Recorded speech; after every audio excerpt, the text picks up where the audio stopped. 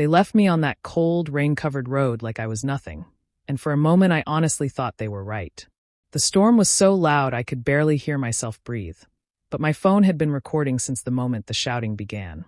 I didn't know it then, but that one small accident would become the only thing strong enough to expose everything they tried to hide. Please stay with me as I tell this part of my story, and don't forget to support the channel by liking and subscribing. That night had already been tense long before we got in the car. Dinner felt like a trap from the moment I sat down. Cale had that fake confident smile he always put on whenever he needed money, and my parents were strangely calm, like they had rehearsed what they were about to say. Then it came out. He wanted $30,000, calling it a business investment, even though I knew it was another mess he had made. When I refused, everything shifted. Their voices got colder, sharper, like I had betrayed them by setting a boundary. Still, I never imagined what would happen next. The storm outside was getting worse as we drove. The rain hammered the windows, and lightning kept flashing across Arthur's tight, angry face. The argument grew louder, rolling with the thunder until he suddenly jerked the wheel and pulled the car onto the muddy shoulder. Before I could even understand what he was doing, he was dragging me out, yelling over the wind. My mother was right beside him, her voice shaking with fury. Then came the choking, the hands on my shoulders, the shove into the mud. Brielle stood there watching, calling me names, spitting at me like I was something beneath her. Every kick from them knocked the air out of me, and the cold ground seemed to swallow me whole.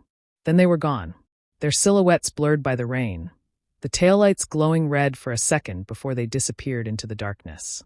The only sound left was the storm and my own weak breathing. I tried to move, but everything hurt. Time stopped making sense. I don't know how long I lay there, long enough for the mud to dry on my skin, long enough for fear to settle so deeply it felt like part of me. And then finally light. A pair of headlights cut through the storm, slowing as they approached me. A woman jumped out, her voice full of shock and kindness. She kept asking if I could hear her, if I could stay awake. Her name was Anya Sharma, a night shift nurse on her way home. She didn't hesitate for a second. She called 911, covered me with her jacket, and stayed right there beside me, talking softly, keeping me conscious while the sirens approached. In that moment, when I had nothing left, she became the first person in my life who didn't walk away. When I opened my eyes, I was staring at a ceiling I didn't recognize. Everything felt heavy, like my body was made of stone. A nurse told me I was in the hospital and had been brought in during the night. The doctor soon explained my injuries in a calm voice: cracked ribs, a concussion, and deep bruises almost everywhere. Hearing it out loud made everything feel unreal, like I was listening to someone else's story, not my own. A police officer came in not long after. He asked what had happened and how I ended up on the roadside. The moment he asked, my throat closed up. The truth hovered there, but saying it felt impossible. I wasn't ready to explain the betrayal or the violence. Instead, I whispered that I slipped in the rain. I could tell he didn't fully believe it, but he didn't push. He just wrote it down and left the room quietly. Later, a social worker came in. She had warm eyes and spoke gently, asking if I needed anything. She didn't question me directly, but I could tell she sensed something wasn't right. She left brochures and phone numbers on the bedside table. Support groups, counselors, legal aid. Resources for people dealing with situations they struggle to speak about. I didn't touch the papers then, but just seeing them made me feel like someone understood without needing details. When I was finally alone, I reached for my phone. The screen was cracked, dirt pressed into the edges, but it still turned on. I didn't expect much, but something pushed me to open my voice memo app. At the top was a single recording, 4 hours long. My heart dropped. I pressed play and heard the start of the argument, the rising anger, and then the moment everything went wrong. I stopped it immediately. Even those first few minutes were enough to confirm everything. It wasn't just my memory. I had a full record of their words, their actions, and the moment they walked away. I sat there staring at the screen, unsure whether to feel relieved or sick. That recording meant I wasn't imagining anything. It meant I had something they could never explain away or twist into another lie. But it also meant reliving it every time I listened. A little while later, Anya came to visit. Seeing her walk in made me feel steadier. She wasn't family. She wasn't someone who expected anything from me. She was simply kind. She asked how I was feeling and if I remembered anything. I hesitated at first, but her concern made it easier to speak. I told her the truth, what really happened and why I lied to the police. She didn't judge or question. She just listened. Then I showed her the recording. I only played a short part, but it was enough. Her face changed instantly, a mix of shock and anger for my sake. She held my hand and told me she would stand with me, no matter what came next.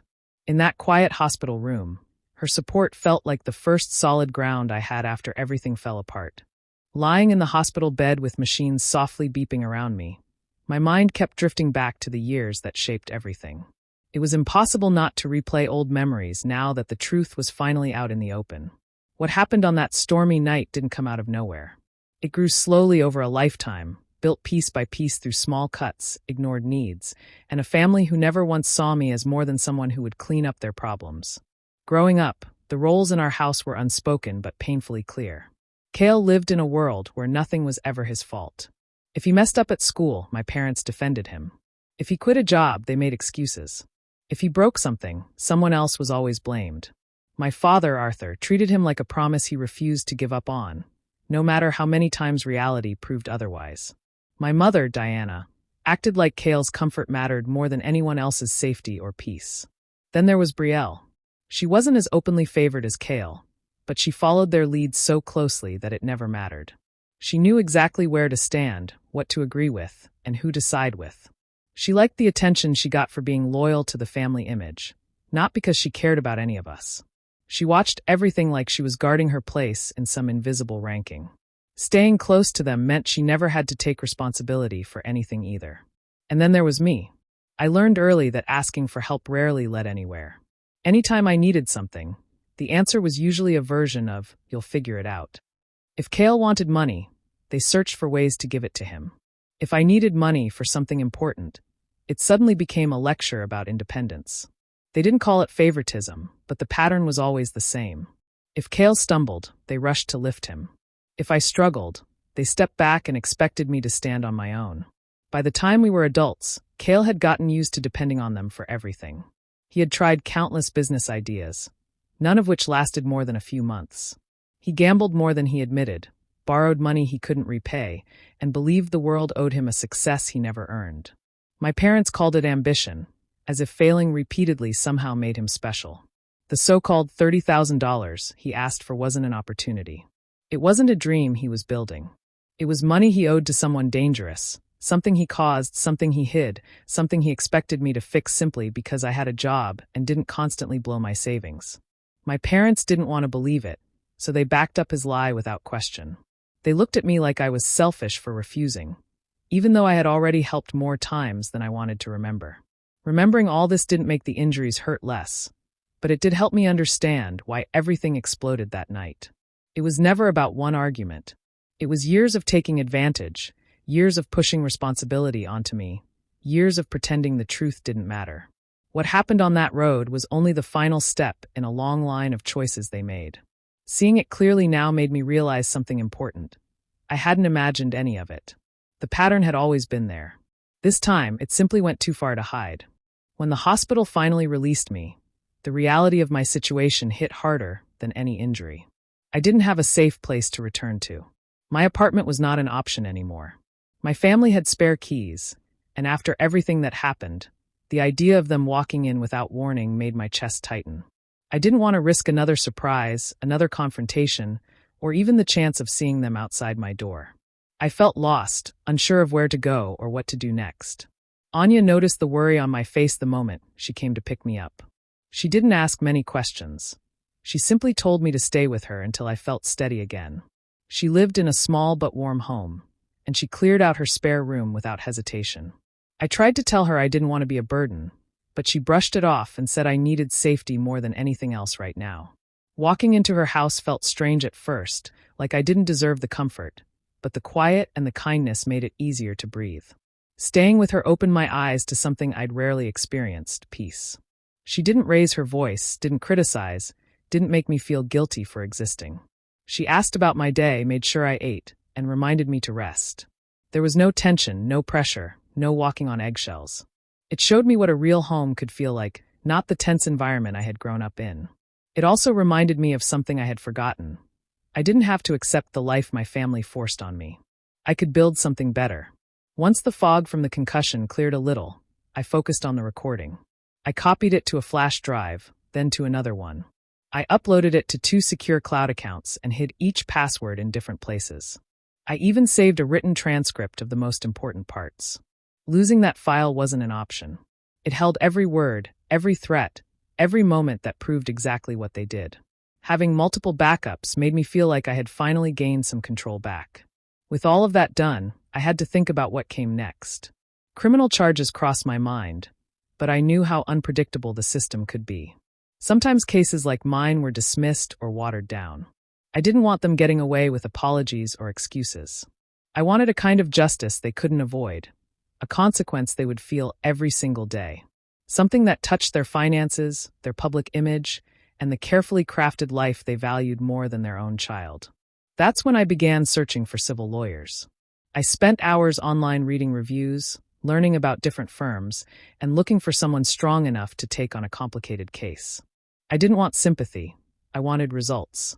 I needed someone who understood exactly what people like them deserved. Each step I took made my decision clearer. I wasn't going to let the past control me anymore. I was going to fight back, not with anger, but with strategy, and I was finally ready to start. I finally gathered enough strength to meet with an attorney, and after days of searching, one name kept appearing again and again: Marcus Thorne. People described him as sharp, fearless, and determined, someone who didn't back down from difficult cases. That was exactly the type of person I needed. I booked the earliest appointment available, and even walking into his office made my nerves spike. Everything was quiet, organized, and serious, which only reminded me how important this step was. Marcus greeted me with a calm handshake and asked me to start from the beginning. I didn't go into every detail, but I gave him the background he needed. Then I took a deep breath and pulled out one of the backup flash drives. I told him I had something he needed to hear. He leaned back slightly, almost cautious, as I played the most important parts of the recording. As the audio filled the room, Marcus didn't interrupt once. His face stayed still, almost unreadable, but the tension around his jaw gave away what he was feeling. He didn't look at me or react dramatically. He just listened closely. When the clip ended, he sat in silence for a few seconds, as if collecting himself. Then he looked at me with an expression that told me he fully understood the seriousness of what I'd been through. His voice was low when he finally spoke, but there was no hesitation.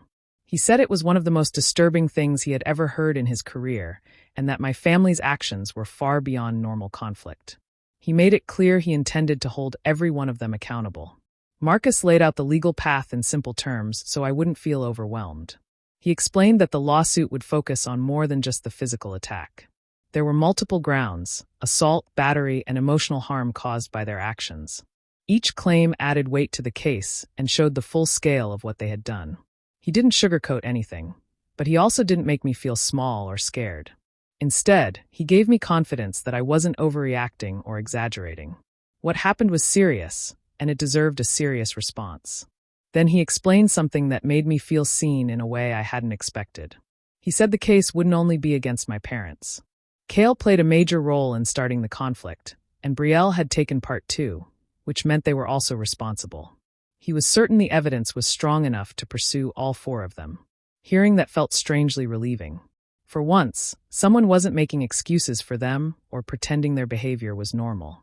When he told me he worked on contingency, I felt another weight lift. I didn't have to pay anything up front. He would only get paid if we won. That showed me he believed in the case and wasn't offering empty promises. By the time I left his office, something inside me had shifted. I wasn't just surviving anymore. I had someone in my corner who knew how to fight, and who actually wanted to fight for me. The day the lawsuit was officially delivered to them, everything shifted. I didn't see it happen in person, but I didn't need to. I heard the reactions almost immediately. Each of them was served separately, at their houses and their workplaces, and the complaint spelled out everything step by step.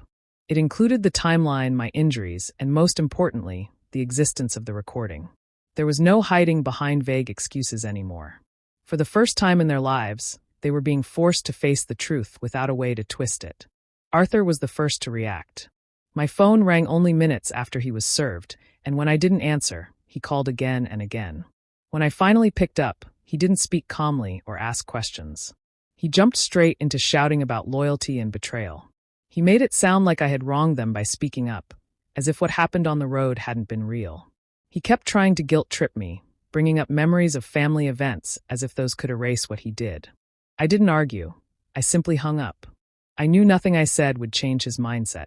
Not long after, Diana started leaving messages. Unlike Arthur, she chose a softer approach. She cried into the phone, claiming she didn't know what was happening and insisting I was misunderstanding everything. She tried to act confused and hurt, pretending she had never been part of the violence. Her words were drenched in emotional pressure, but her tone never once sounded like someone acknowledging real harm. It was the same pattern I had seen my whole life, turning herself into the victim instead of recognizing what she had done. Cale's response was more aggressive.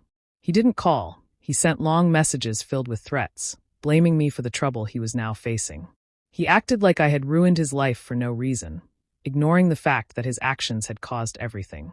He demanded I withdraw the case, calling me names and trying to intimidate me. None of it surprised me.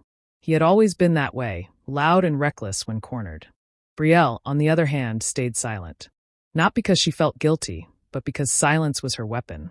She didn't apologize or deny anything. She simply pretended she was above the whole situation, as if ignoring me proved she still held power. It was her usual way of acting untouched by any consequences. Very quickly, they hired a polished defense attorney. He moved fast, filing paperwork to block the recording from being used. Their argument was that it wasn't obtained legally, hoping the judge would dismiss it before it reached a courtroom. When Marcus told me about their attempt, he didn't look worried for a second.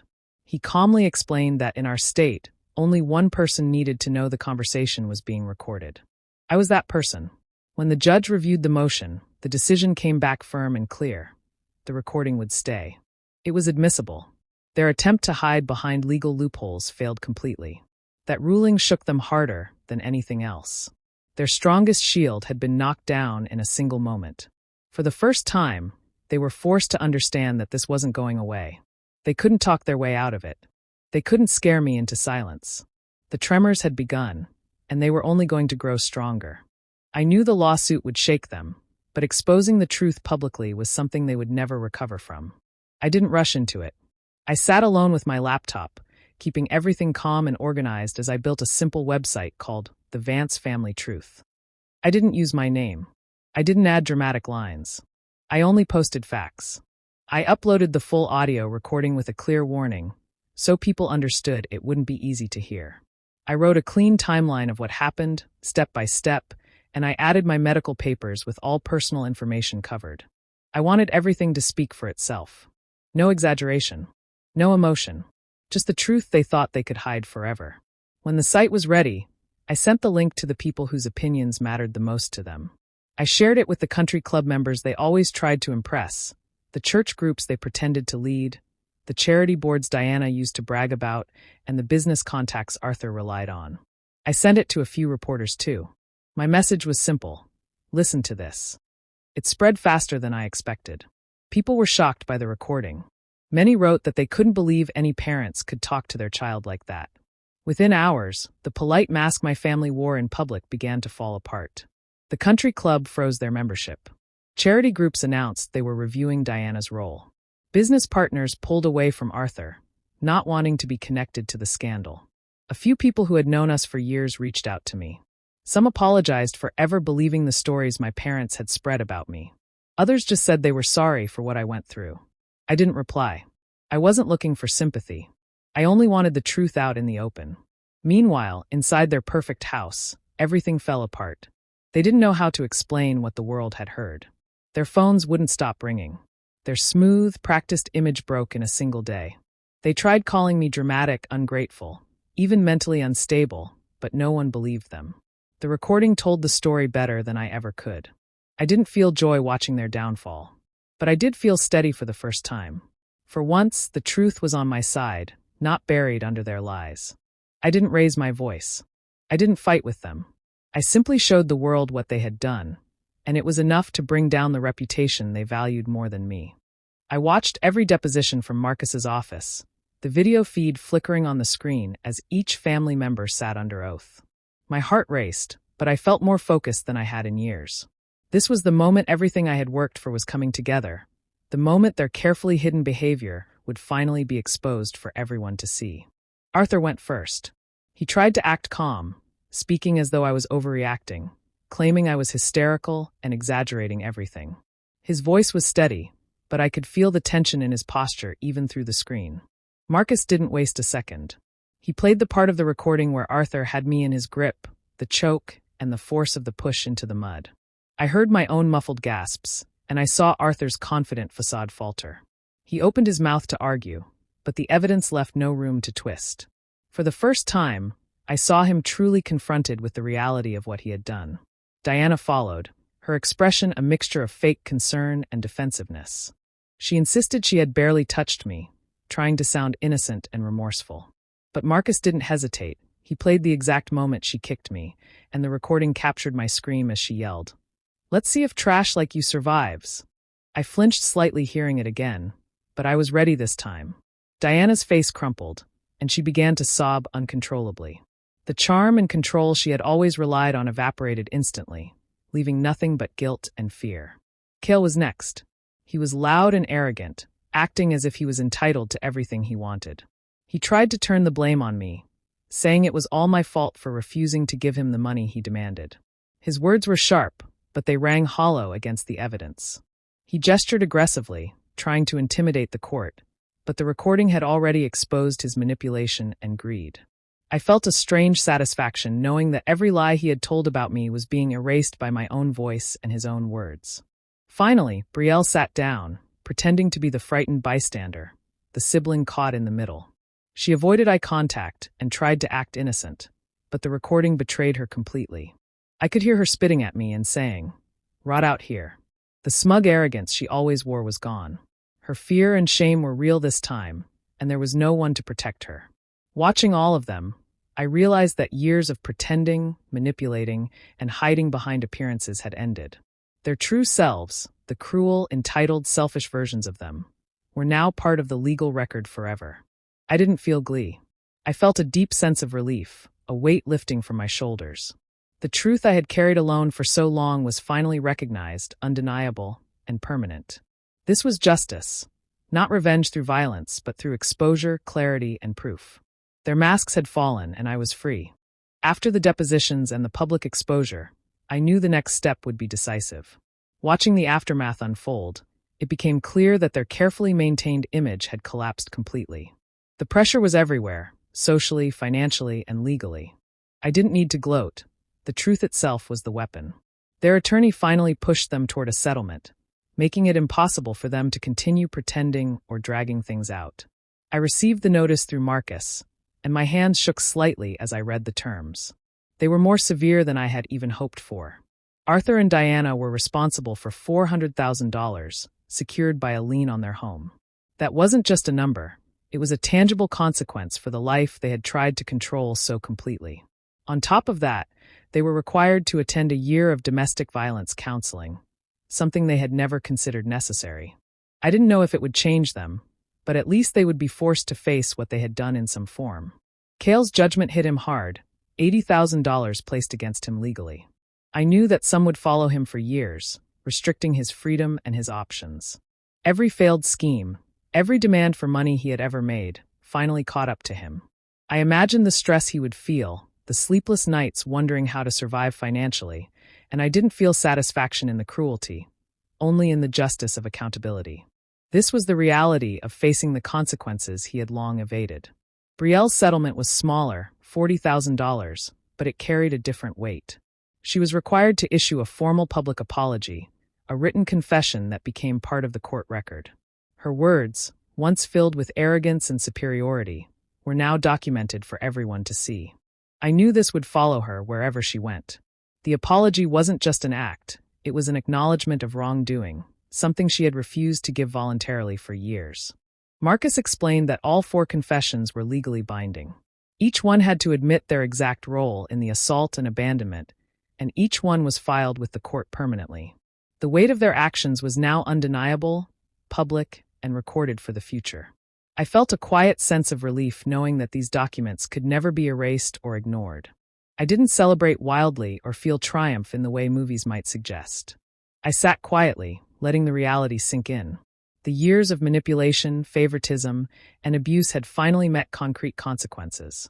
For the first time, I felt fully validated, as though my voice had been heard and believed in every possible way.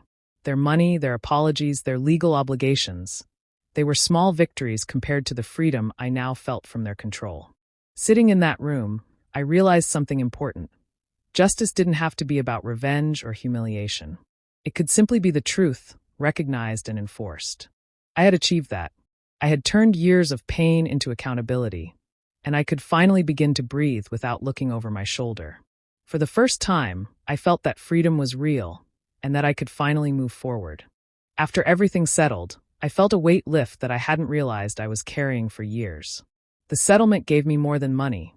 It gave me the chance to rebuild my life on my own terms. I used it to buy a small, quiet house far from the chaos that had haunted me. It wasn't a mansion or anything flashy, but it was mine, a place where I could feel safe and finally breathe without fear. I made sure to set aside enough for therapy, to heal both the scars on my body and the wounds that had stayed in my mind for far too long. Anya, who had saved me that night and stayed by my side through it all, received compensation as well, though our bond had already grown into something far beyond money. She had become the sister I had always needed, but never been allowed to have. The Vance family didn't survive what happened. Arthur and Diana's marriage, already strained by their selfishness, collapsed completely under financial pressure and public shame. They lost their home, their social status, and the carefully crafted image they had used to control everyone around them. Cale, buried under debt and without any of the safety nets he relied on, vanished from my life entirely. I heard rumors that he moved far away, trying to escape what he had brought on himself. Brielle relocated as well, her reputation ruined by her role in everything. The image she had cultivated of being untouchable was gone, leaving her isolated and humiliated. I often think back to that stormy night and how close I had come to losing everything, even my life. They believed that leaving me bleeding and broken would erase me, but they underestimated me, and the truth. I didn't have to fight them with anger or violence. I didn't need to stoop to their level. I let their own words and actions do the work. Every lie they built their lives on crumbled under the weight of reality. In the quiet of my new home, I finally felt freedom. No more manipulation, no more fear, no more pretending to be someone I wasn't. I could live for myself, set boundaries, and surround myself with people who truly cared. The storm that they thought would destroy me ended up clearing the path to a life I had only dreamed of before. I survived, I healed, and I finally began to thrive. I realized then that revenge doesn't always look like anger. Sometimes it's the steady, unstoppable force of truth. And in the end, I got to live, and they got to face the reality they had always tried to hide. Do you think I did the right thing by taking the truth public and cutting them out of my life? Or should I have tried to forgive them? I'm curious to hear your thoughts. Comment below and subscribe for more stories.